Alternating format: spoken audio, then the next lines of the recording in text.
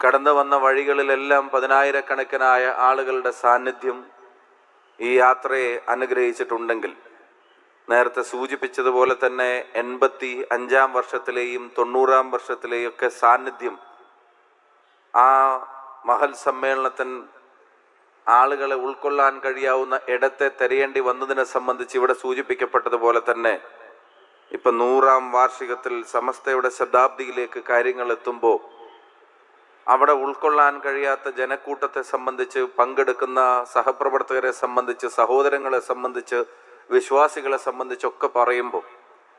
അതിലേറ്റവും പ്രധാനപ്പെട്ട ഒരു വാചകം, അതിൽ അന്തർലീനമായത് എന്താണ് എന്ന് മനസ്സിലാലോചിക്കുമ്പോൾ വരുന്ന ആദ്യത്തെ ഉത്തരം,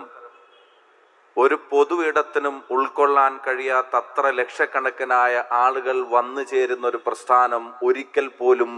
അതിൻ്റെ അണികളോട് ആയുധമെടുക്കാൻ പറഞ്ഞിട്ടില്ല എന്നുള്ളത് ഈ പ്രസ്ഥാനത്തെ അറിയുന്ന ഏതൊരാൾക്കും, ഈ പ്രസ്ഥാനത്തിൻ്റെ ചരിത്രം അറിയുന്ന ഏതൊരാൾക്കും എക്കാലത്തും അഭിമാനത്തോടെ ഓർത്തെടുക്കാവുന്നതും മുന്നോട്ടുള്ള യാത്രയിലെ ഏറ്റവും പ്രധാനപ്പെട്ട കരുത്തും എന്തായിരിക്കും എന്നുള്ളതിൻ്റെ വ്യക്തമായ സൂചന തന്നെയാണ്.